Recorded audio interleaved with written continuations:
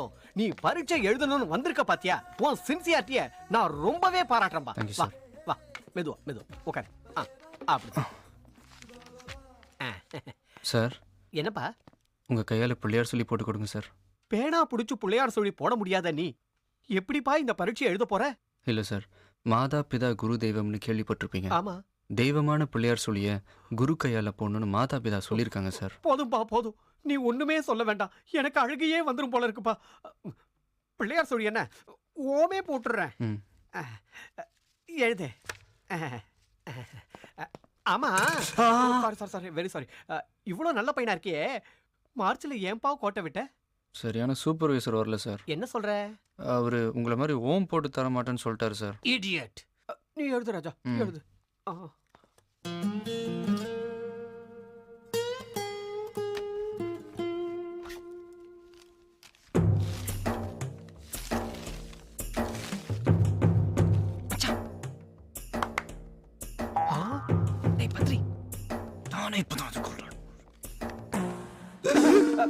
அட பாவி, நான் போட்ட பிள்ளையார் சொல்லி பிட்டடிக்கிறதுக்கா?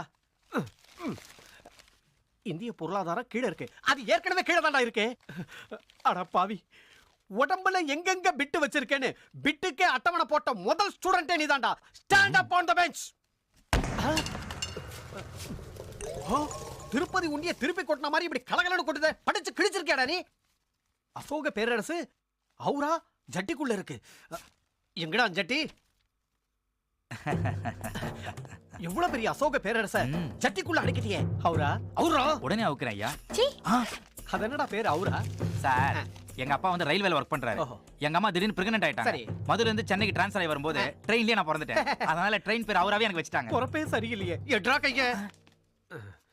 இந்திய சுதந்திர போராட்டம் ஜூட் காலர்ல இருக்கு. அதனடா உன் பேர் ஜூட்டு? உங்க அப்பா அம்மா ஓடி பிடிச்சு விளையாடும் போது பிறந்தியா? சார் அது இல்ல சார், இங்க பாருங்க, அவன் அடிக்கடி சண்டை மூட்டு விட்டு ஜூட்டு விட்டுருவான். அதே பட்ட பேர் ஆக்கிட்டான். ஏண்டா, காந்தியும் நேருவும் கஷ்டப்பட்டு வாங்கி கொடுத்த சுதந்திரத்தை இப்படி காலர்ல அடக்கி வச்சிருக்கேடா. என்ன சுதந்திரம் வாங்கி என்ன சார் பண்றது? ஃப்ரீயா ஒரு பிட்டு கூட அடிக்க முடியல. All of you get out. போடுறோம். தலைமையில போடு, தலைமையில போடுறவன. பிட் எடுத்துன எதுக்குடா கை தட்டன? சும்மா அடிக்காதீங்கடா. நான் உன்னை கூப்பிட்டு பார்த்தேன், நீ திரும்பி பார்க்கல, தான் கை தட்டிட்டேன். போர் அடிக்குதுன்னு எக்ஸாம் எழுத வந்தாக்கா எல்லாத்தையும் கெடுத்து குட்டி சேவர் ஆக்கிட்டான் அவன். இப்ப ரொம்ப போர் அடிக்குது. எங்க போறதுப்பா? இன்டர்நெட் போலாமா? என்ட்ரி டிக்கெட் 200 ரூபாய் ஆகிட்டான். எவ்வளவு கலெக்ஷன் இருக்கு போடு. என்கிட்ட 1000 ரூபாய் இருக்கு. கடைசி 2 சைபரை கட் பண்ணுங்க. 10 ரூபாய்க்கு எல்லாரும் சேர்ந்து கழட்டுங்கடா. ஹிந்தி படிக்கணும் போவோம். நாமளே ஃபிகருங்களை மடக்க கவரிங் செயின் போட்டுருக்கோம். இதுல படிக்க அமிச்சா ஃபெயில் ஆயிடும். டேய், நாம கொடுத்து வச்சது அவ்வளவுதான். இந்த இன்டர்நெட்லாம் நமக்கு ஒத்து வராது. பேசாம வழக்கம் போல அழகட வாசலுக்கு போய் போற வர மாடல் காலேஜ் ஃபிகருங்களுக்குலாம் செலக்ஷன் மார்க் போடுவோம். டேய், அங்கேயும் கோக்கு தம்முக்கு அட்லீஸ்ட் ஒரு 100 ரூபாயாவது வேணும். வேற வழியே இல்ல. என்கிட்ட தான் 24 ஹவர்ஸ் மணி சர்வீஸ் இருக்கே. நான் போயிட்டு வரேன். அதுக்குள்ள எக்ஸாம் எழுதிட்டியா? क्वेश्चन பேப்பர் நம்ம அறிவு தகுந்த மாதிரி இல்ல. அது எதுக்கு எழுதணும்னு திரும்பி வந்துட்டேன். விட்டா அப்ப அடுத்த மார்ச் தான். ஆமா, இறந்த காலத்தை பத்தி நினைக்க கூடாது, எதிர்காலத்தை பத்தி தான் யோசிக்கணும்னு பெரியவங்க சொல்லியிருக்காங்கல்ல. அதான் மார்ச்சை பத்தி யோசிக்கிறேன். ஜானு ரொம்ப போர் அடிக்குது. ஒரு 100 ரூபாய் தாயேன். எதுக்கு?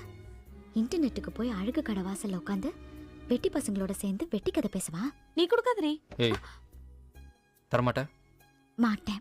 டே மேல்சாமி, எவன்டா அவன் என் பேர் சொல்லி கூப்பிட்டது? ஏன்டா பேசாம இருக்கிறீங்க? தைரியம் இருந்தா இன்னொரு வாட்டி சொல்லுங்கடா பாப்போம். என்னடா கோரசா பாடுறீங்க? நீங்க தானே சார் என்ன சொன்னீங்கன்னு கேட்டீங்க.